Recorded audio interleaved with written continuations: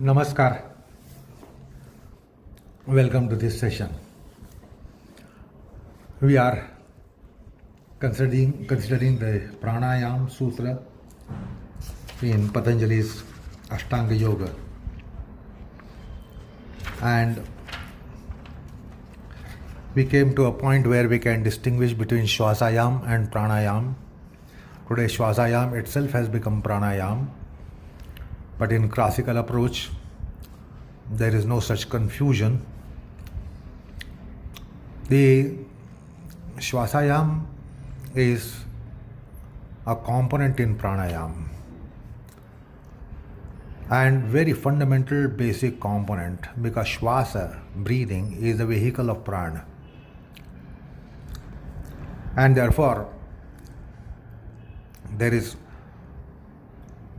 no comparison or inferiority superiority between Shvasayam and Pranayam. Shvasayam would be there even in the advanced most Pranayam. It is a fundamental vehicle of Pranayam. So not to mistake there. But initially it all commences with Shvasayam. But Shvasayam continues even if there is an onset of Pranayam. So there is nothing to say about something is inferior and something is superior. However, Shvasayam has a limited radius to operate, while Pranayam has unlimited radius to operate. However, it should not be forgotten that without Shvasa and Shvasayam, there is no Prana and Pranayam aspects in yoga. So, therein, I made a mention that Shvasayam doesn't access some of the deeper aspects of human embodiment. The infrastructural aspects of human body and human mind are not accessed by Shvasayam. However, when the Shvasayam comes in the form of Pranayam, then it has far-reaching effects. So, without Pranayam of the kind of Samantraka Amantraka, which is the basic classification, the Shvasa doesn't get that endowment. There are infrastructural aspects of human body and human mind, and there are esoteric aspects of human body and human mind, and they all come within the grasp once it becomes Pranayam and doesn't just remain as Shvasayam. So, one of the things that we need to understand that the Panchamahabhutas, the five elements, are so fundamental in human embodiment, both physical and psychomental, because in quintiplication, the body infrastructure and mind infrastructure both will find a place for Panchamahabhutas. Now, these five elements, unfortunately, there is limitation of the language here. In English, we refer to them as five elements, and that is all. But metaphysics tells us that they are not merely elements. So, they are referred to as Mahabhutas.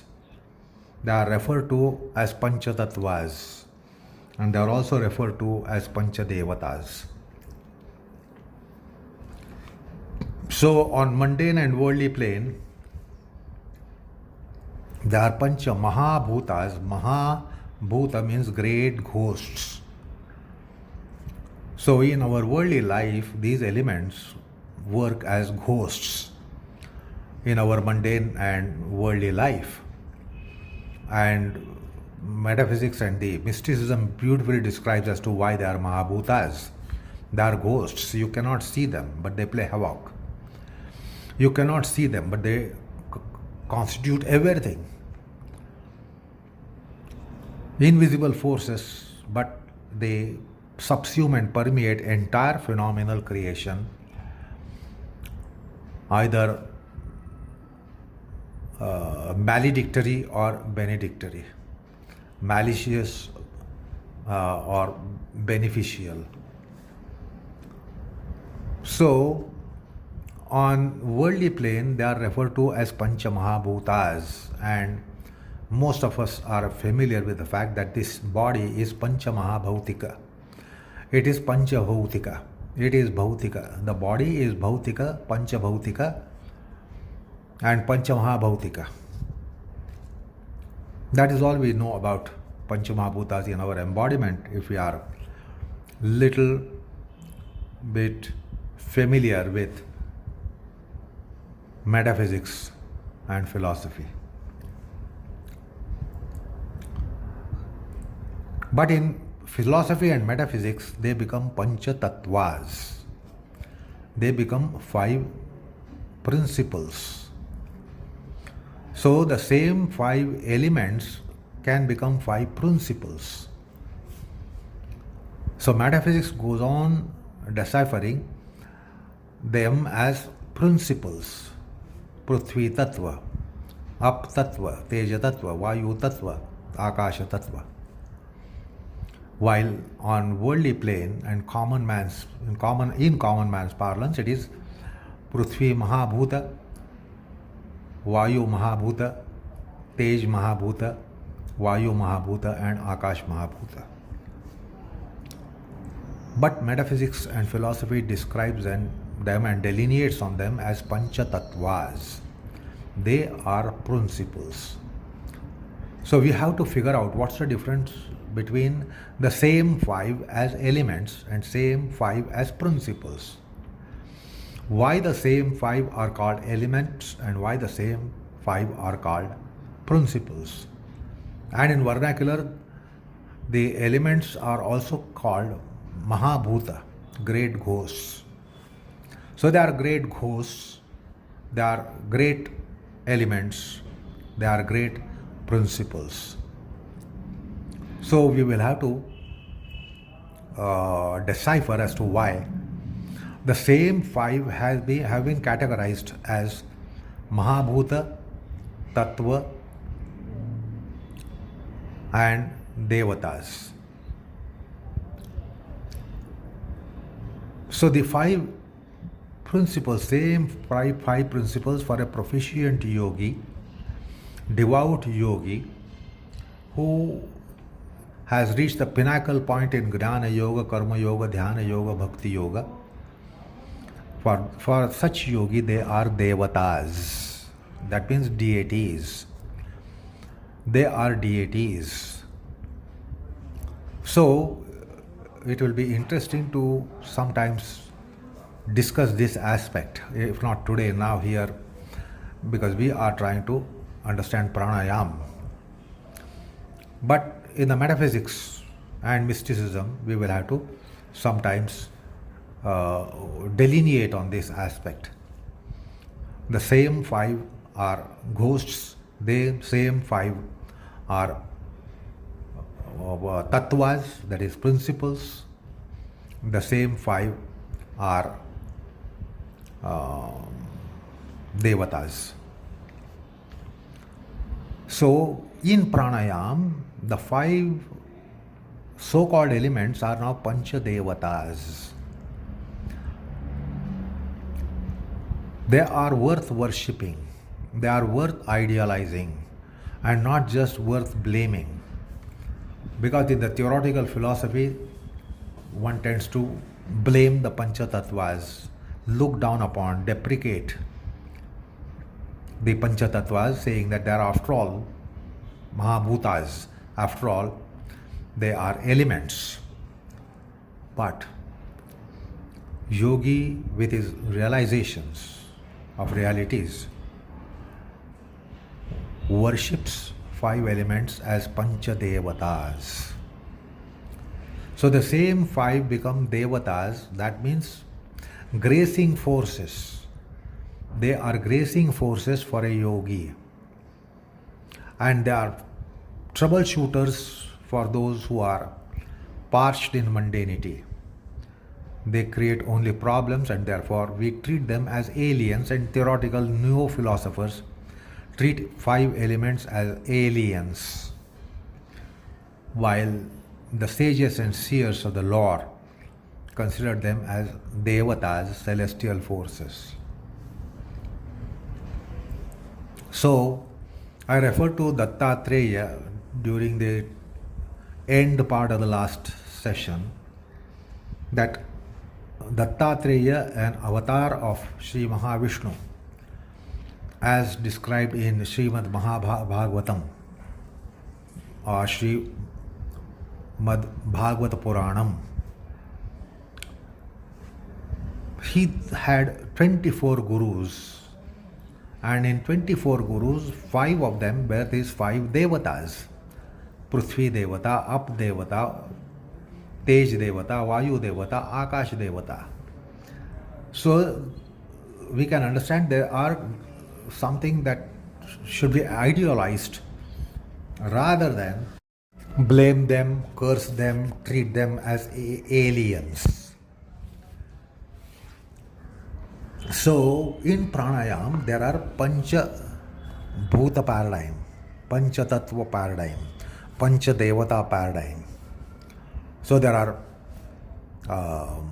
pranayamas which become so important, so vital for a yogi, because with those, yogi is able to manage the manifestation of 5 elements, the form of 5 elements, the proportion of 5 elements, and that would be working for exalted evolvement of a yogi. So there are Panchatattva pranayamas. If you recall, during the various classifications that we became familiar with in one of the earlier sessions, there was mention of Panchatattva pranayamas. That means yogi would be highlighting the role of 5 elements which are Pancha Devatas or Pancha Tattvas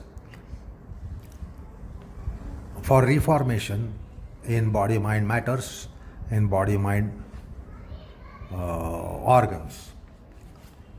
So there are pranayamas of Pancha Tattvas and Pancha Devatas. And the Tantra gives us Bija Mantra.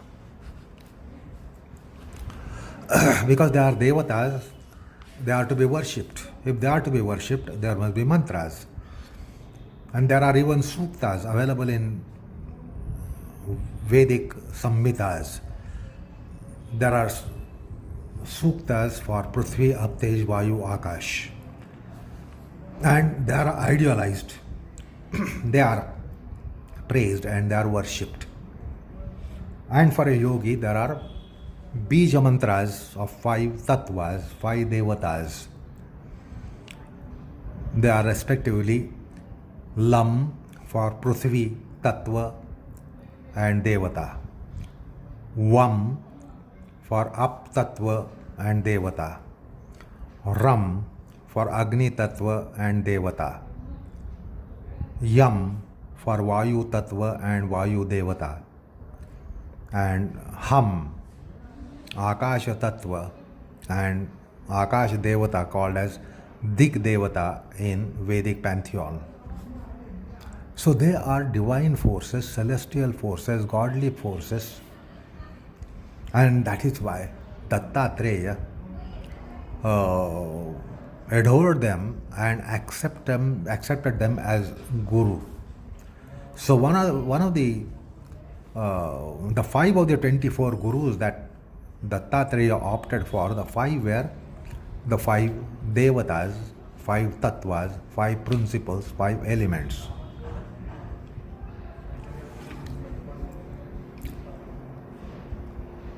So here Dattatreya, if you inquire into why did he treat them as gurus, why did he put them on a high pedestal as guru for Gurudeva Datta Digambara, Dattatreya. He himself is referred to as Gurudeva, and he himself opted for 24 gurus, of which 5 were these 5 celestial forces, which we call as Mahabhutas and principles and tattvas. So, what qualities did he appreciate? Identify and appreciate in 5 elements is something worth analyzing, understanding here. So, about Prithvi Devata, Prithvi Mata, she is Mother Earth. The Devata itself is Mother Earth, Prithvi Mata. Mata means one who gives birth. And this Prithvi Mata is more compassionate,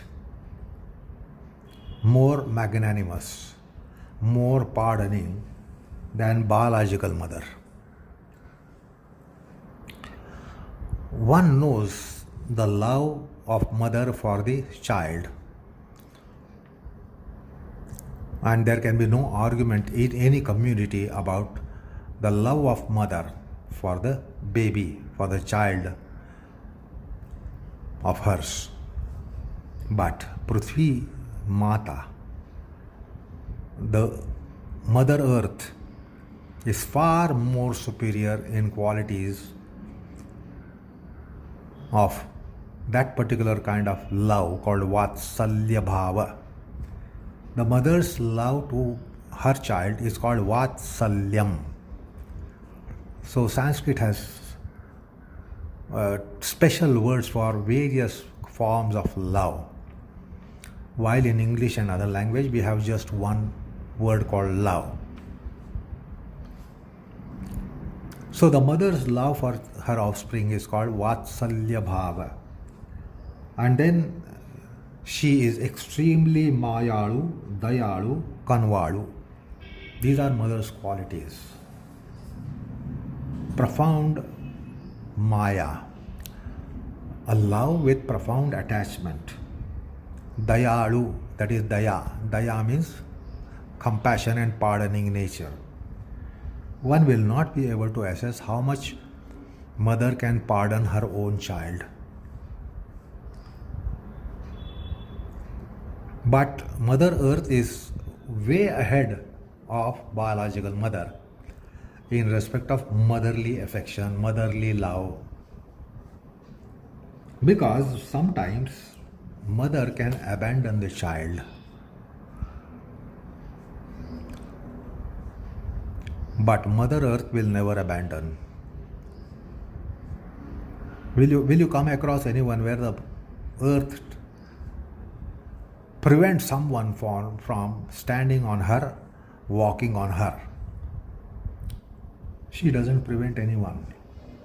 Brute to saint, everybody can embrace the Mother Earth, can sit and stand and walk on Mother Earth, trample on Mother Earth.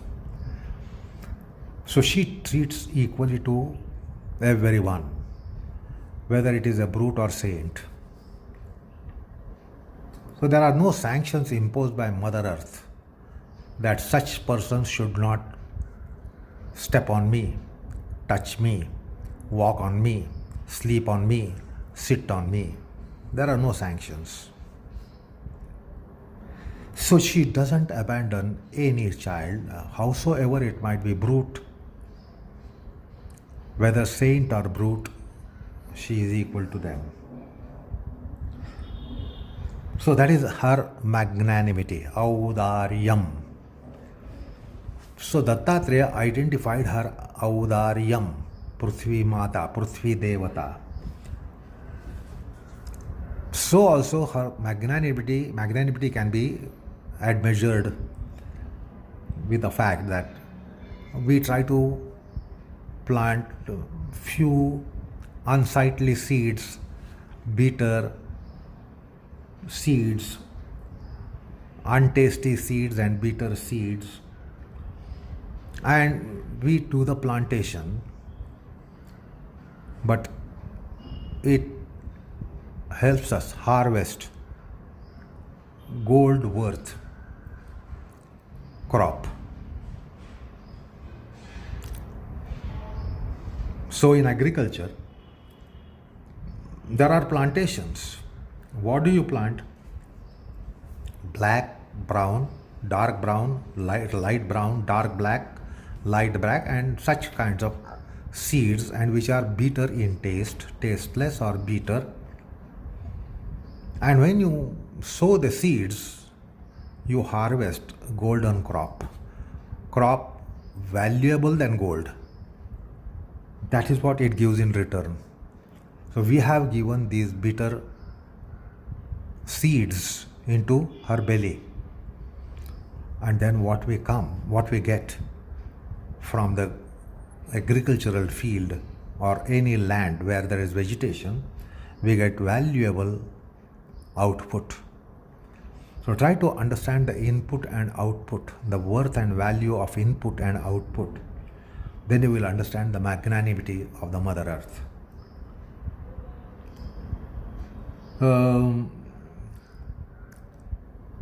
No one can take the burden and weight and pressure as much as the Mother Earth takes, Prithvi Devata takes.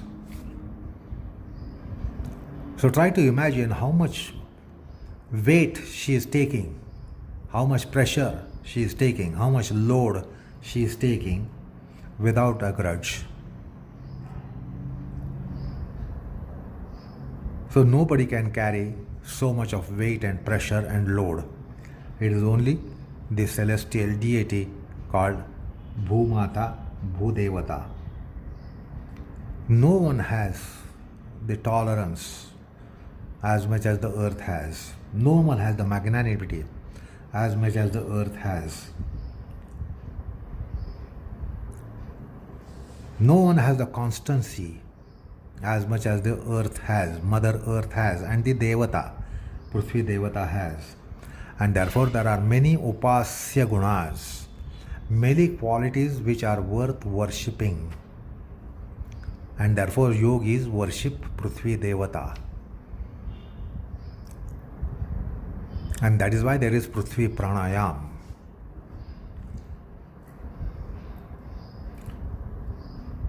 So there can be something that is called Prithvi Pranayam, which is Prithvi Anushtanam, Prithvi Upasana. And these are mountainous qualities of Mother Earth, which Dattatreya identified and divulged us as to why he made Prithvi as his guru. So that is little bit about Prithvi Devata, Prithvi Tattva. Now coming to Ap Tattva, the second element of water. Its greatest bounty is to give, sustain, nurture, nourish the life on the planet. The planetary life is impossible without water. So it gives Jivana Danam. The greatest dana is Jivana Dana. Dana is to gift away, and no gift is greater than gift of life itself. That's called Jivana Dana.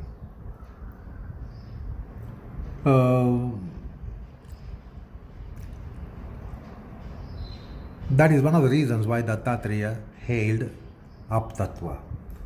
Then it also works for Malapasaranam.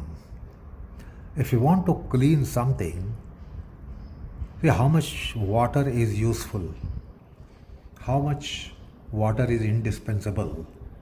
You cannot be going for any de-dirtification, Malapasaranam, cleaning, washing, de-dirtifying, etc. The water is so important. It is the best kind of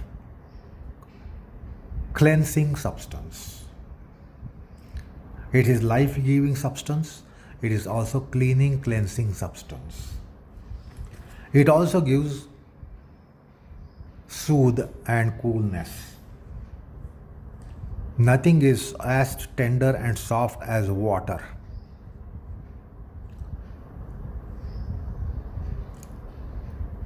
The water as it is absolutely nirmala, without any taint. Then it's sneha bhava, which is capillary attraction. That is also worth considering. There is capillary attraction in water. That's called sneha bhava. The friendliness, it is friendly with all substances. So many things can dissolve in water. Water can get into so many substances and transform them. So that's the friendliness. The water also gives the dampness, particularly when we are trying to beat the heat. When we are trying to beat the heat, we want the dampness. And water gives that. So, someone or everyone here as a student of yoga should try to focus on the worth and value of water as substance, water as element. How indispensable is that and how invaluable is that? The whole life is sustained by water. The life comes from water, lives by water. And therefore, the Jala Devata is worship worthy. And that's why Dattatreya held Jala Devata, Jala Tattva as Guru. And therefore, there are pranayamas for Aap Tattva, to be worshipping Aap Tattva, to be having gratitudes for Aap Tattva, to be in servitude of Aap Tattva. So it's about element of water as to why Dattatreya made it a guru. The next principle is Teja Tattva, Agni. Agni Tattva is symbol of all energy forms. The life form, energy of the life is also heat, and therefore all the living beings have their own temperatures. So it is source of energy. We have concept of thermodynamics in physics. So we know how important is the heat as form of energy.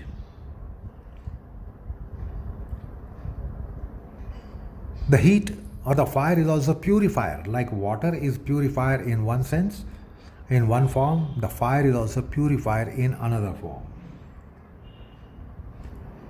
Nothing purifies like Agni. And therefore, in Adhyatma we have words, concepts, ideas called Jnana Agni, Yoga Agni. And these are the fires which destroy the defects of the psychic consciousness. But of course, the sun, we know what is the sun for our solar system and for our planet. How it is source of all energies. And what is that sun? So, a flame is miniature sun. Just as sun is source of energy, fire is source of energy. And therefore Agni is Upasya, worship worthy. Agni doesn't have any discrimination. It is impartial. When it comes to, say, destruction, it is impartial. It is also purifier. It has samatva bhava, equity, equanimity. It's a purifier. It's an energy resource. Then is it not worship worthy? Therefore, Agni Tattva was worship worthy for Srimad Dattatreya. And therefore, there is Agni Tattva Pranayam. Then comes the Vayu Tattva. The Vayu also has certain qualities, incredible qualities, Abheda Bhavam. It doesn't discriminate. And it is also something that will clear a place of obnoxious smell. Vayu is also purifier. It will remove any stinking smell from a location just because of the breeze. And it will bring sugandha from a distant place. The bewitching odor that might be in a remote place can travel with the help of Vayu. It's a carrier of odor. So it's a carrier of dirt or obnoxious smell from a location, from the locus. It will drive away the obnoxious smell. And it is also carrier of bewitching odor smell by getting it from a distant location. So it is also purifier, it is also cooler, and it is as a life force. We know how much Vayu is life force. Unless we breathe the air, we won't live. All the living beings, unless they breathe the air, they won't live. So see the Jivana Danam. So it gives Jivana Dana, and its qualities, its enormous power. Nothing is as strong as Vayu. So it is personification of power and strength of the degree of infinitude. And therefore it is Upasya Devata, and therefore it has a Guru Pada, therefore it is certainly a Guru, like the other principles were Guru. Vayu Tattva is also Guru. Vayu is also purifier.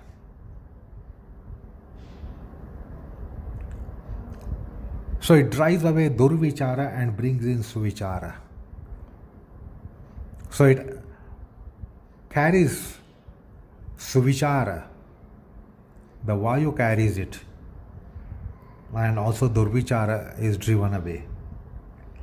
Its Bala and Samarthya is incredible.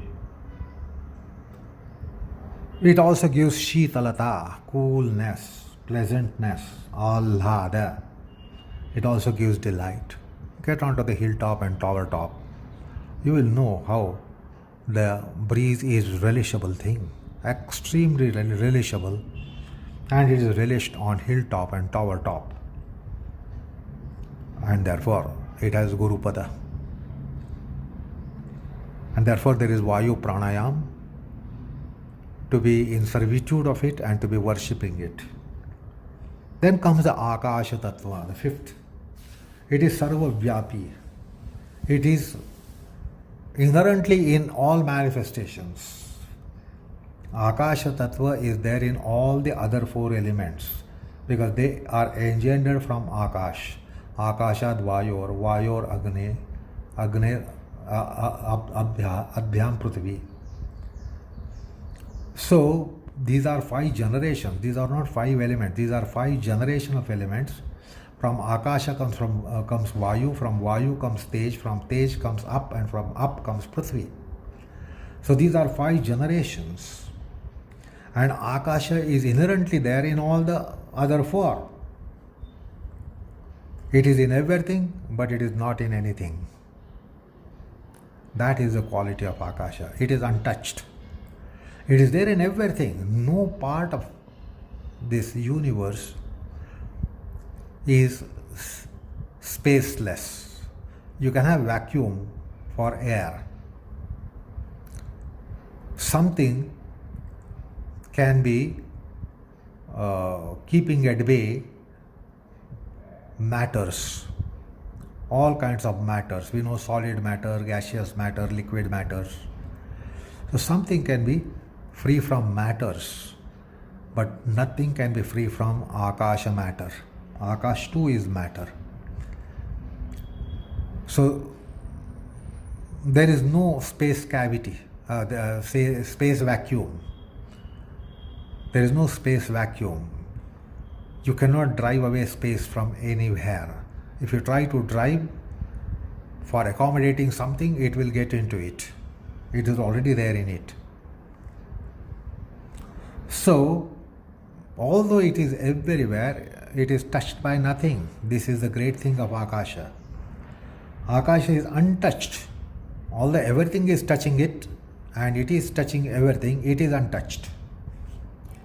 Now that's a great quality adorned by yogis. It doesn't have any impact. It has no influence. And therefore many times in Vedanta also, Akasha is used as a metaphor to describe Atma. It is aparanami. It is immutable.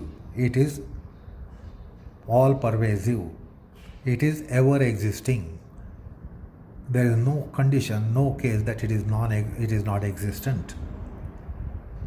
So it is like Atma, Avarna, Aja, Amara, birthless, deathless, and markless.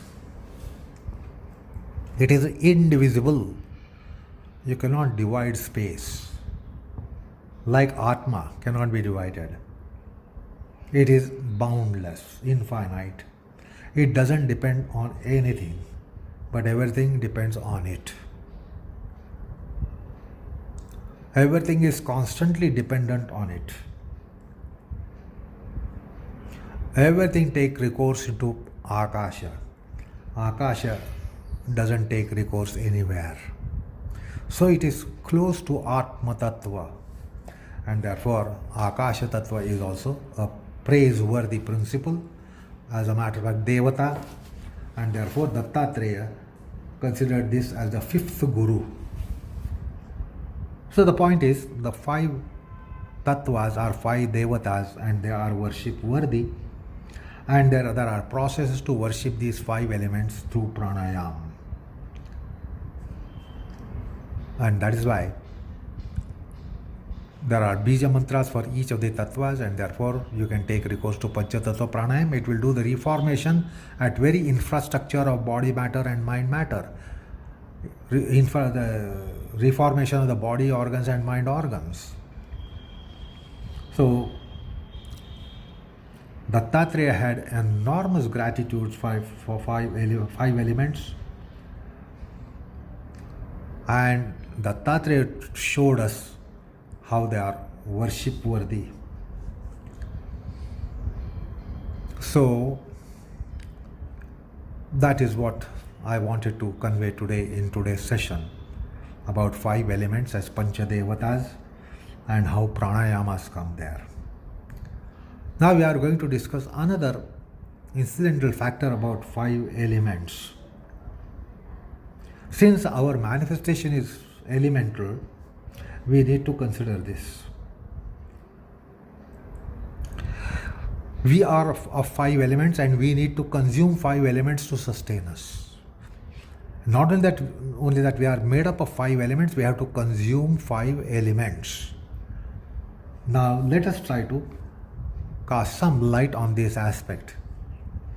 Knowing that we are of 5 elements, how do we consume 5 elements? So this is going to be the topic of discussion, but we will embark upon this in our next session. Namaskar all of you.